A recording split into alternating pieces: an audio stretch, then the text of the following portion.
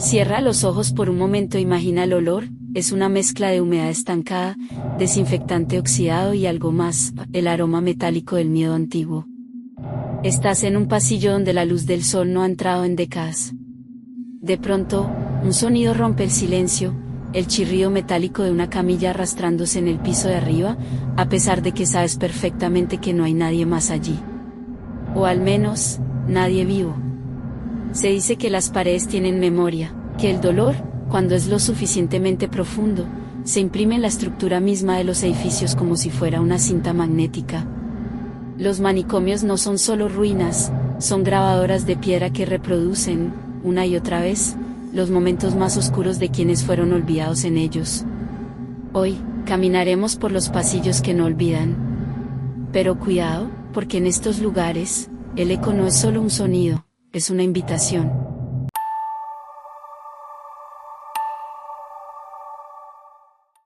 En el corazón del norte de Gales, donde la niebla parece nacer de las raíces de las montañas, se alza el Hospital Mental de Denbigh, inaugurado en 1848 bajo el pomposo nombre de North Wales Hospital for the Insane.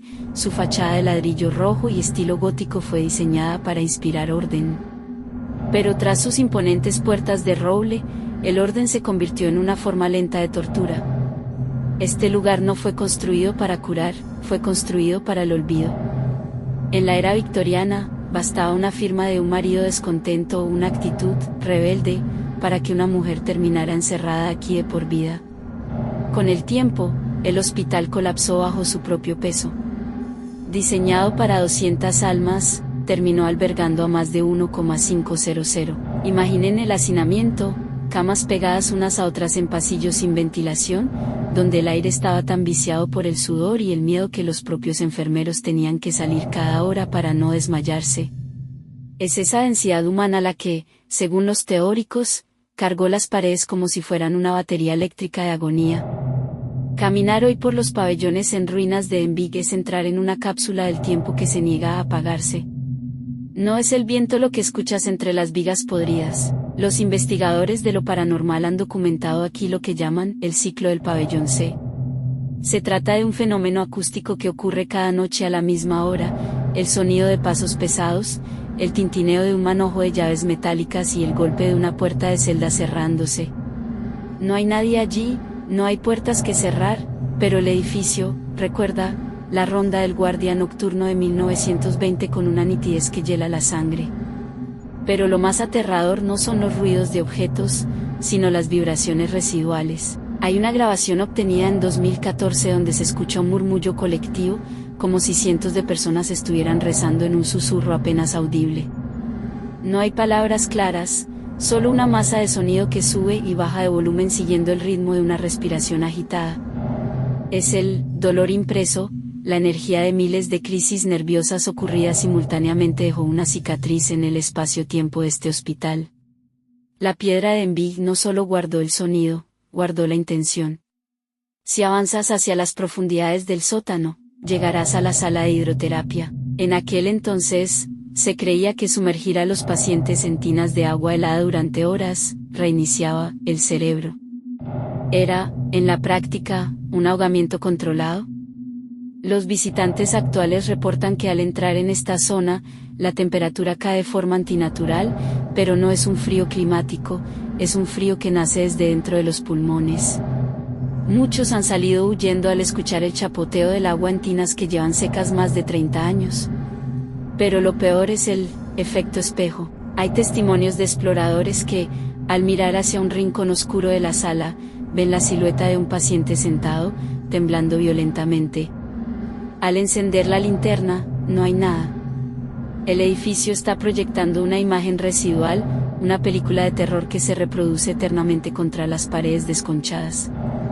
Denbigh es un organismo muerto que se niega a dejar de soñar sus propias pesadillas. Y si te quedas demasiado tiempo en silencio, sus pesadillas empezarán a sentirse como tus propios recuerdos.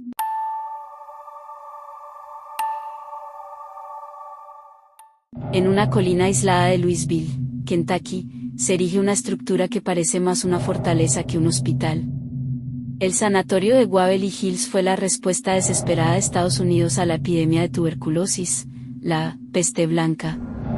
En la primera mitad del siglo XX, este lugar era una ciudad autosuficiente, tenía su propia granja, su propio código postal y su propia morgue. Entrar aquí era, para muchos, despedirse del mundo exterior. El edificio fue construido con una arquitectura específica para combatir la enfermedad, enormes pórticos abiertos donde los pacientes eran expuestos al frío aire de la montaña, incluso en invierno, bajo la falsa creencia de que el oxígeno helado mataría a la bacteria. Imaginen a miles de personas alineadas en camas de metal, cubiertas por mantas congeladas, escuchando la tos rítmica y metálica de sus vecinos de pabellón. Esa frecuencia sonora, el eco de miles de pulmones colapsando al mismo tiempo, es lo que hoy compone el ruido de fondo de Waverly Hills.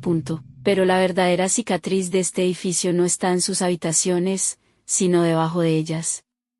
Para mantener la moral de los pacientes que, aún podían salvarse, la administración diseñó un sistema para ocultar la tasa de mortalidad, que llegó a ser de un muerto por hora en los peores momentos.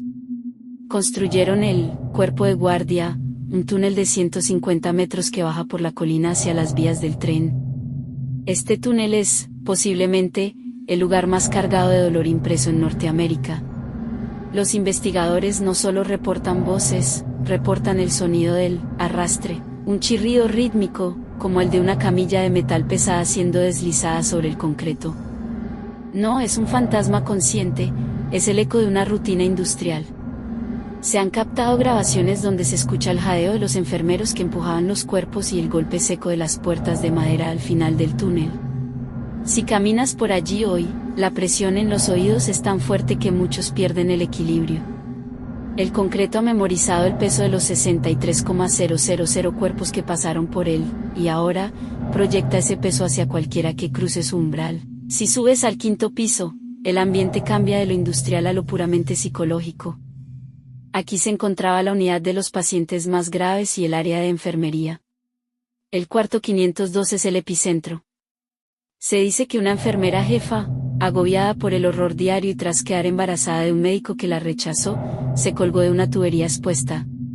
En esta zona, el eco residual no es un sonido, es una emoción proyectada. Los visitantes reportan una tristeza súbita y devastadora que les obliga a arrodillarse. Es la impresión de agonía. Se han tomado fotografías donde se ven sombras asomándose por las ventanas del 5º piso, sombras que no tienen volumen, que son planas como manchas en la pared. No están ahí para asustar, están ahí porque ese fue el último lugar donde sintieron algo antes de que el hospital los borrara. Waverly Hills no está habitado por personas, sino por los momentos de máximo terror que esas personas vivieron. Al cerrar los ojos en el 5º piso, el viento que entra por las ventanas abiertas empieza a sonar como un susurro colectivo pidiendo una medicina que nunca llegó.